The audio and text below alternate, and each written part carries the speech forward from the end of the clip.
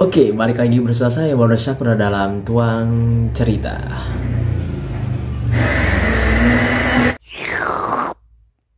Apa tuh? Gak apa-apa kok.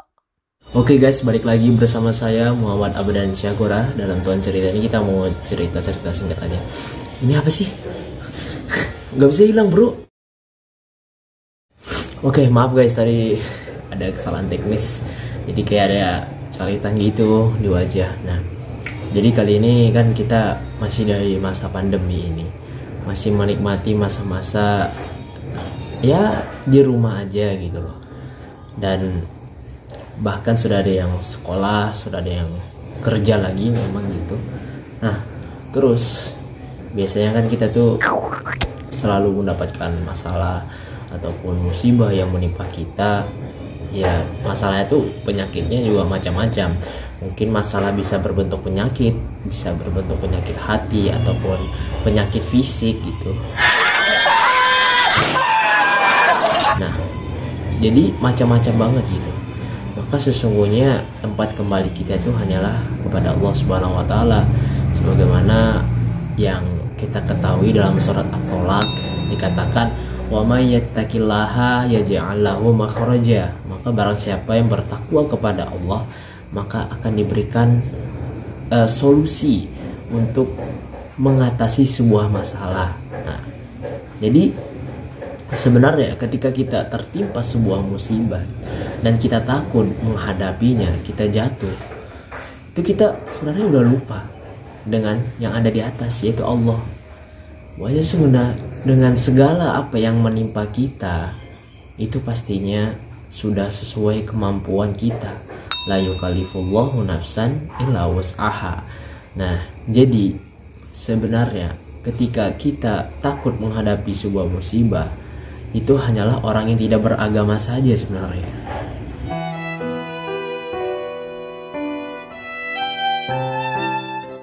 Karena kita yang sudah beragama Islam apalagi begitu kan, kita harusnya yakin dengan adanya sebuah masalah pasti ada sebuah solusi yang diberikan oleh Allah Subhanahu wa taala, dengan dibarengi dengan ikhtiar dan kita berdoa.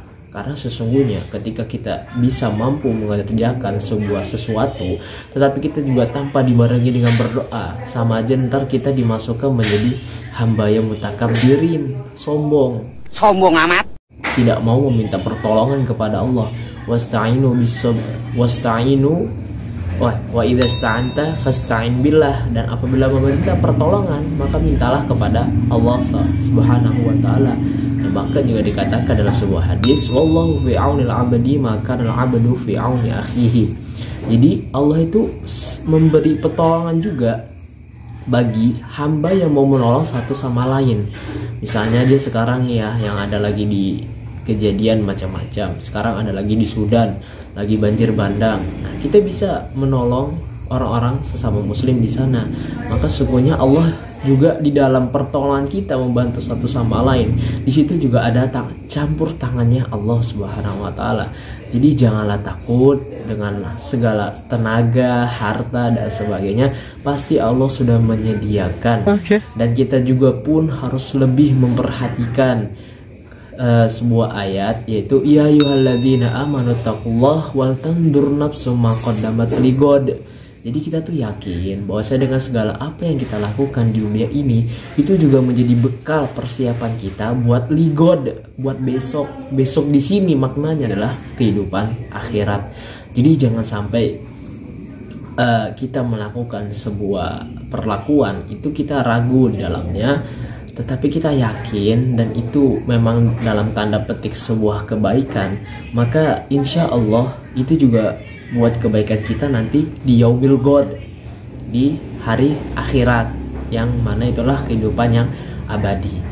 Nah, kita pun juga harus mengambil sebuah filosofi gitu dari tanaman itu sendiri yang biasa kita lihat kiri kanan kita. Nah, tanaman itu tumbuh dan berkembang, dia perlahan-lahan, gak mungkin langsung situ sini langsung jadi pohon yang besar gitu. Dan itu pun juga walaupun misalnya ada pupuk ataupun ada bahan kimia yang membantu percepatan pertumbuhan, tetapi kan secara langsung dia tetap membutuhkan proses untuk tumbuh tersebut. Maka kita ketika berproses untuk mau lebih baik, mau lebih berkembang, jadilah seperti tanaman, perlahan-lahan tapi pasti istiqomah gitu loh. Jadi kita perlahan, tapi perlahannya tuh naik ya. Nah, naik kayak tumbuhan gitu. Bukan kita perlahan-lahan tapi jalan di tempat sama aja gitu. Atau perlahan-lahan malah tambah buruk jadi turun ke bawah. Nah, itu malah menjadi yang salah gitu.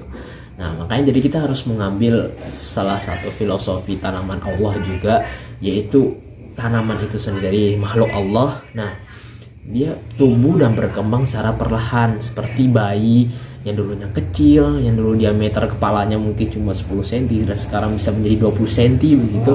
Nah, itu butuh proses dan perlahan-lahan. Mungkin ini saja dalam episode kali ini. Kurang lebihnya mohon maaf, kritik dan saran sangat saya terima. Terima kasih dan sampai jumpa. Saya Muhammad Oda Syakura.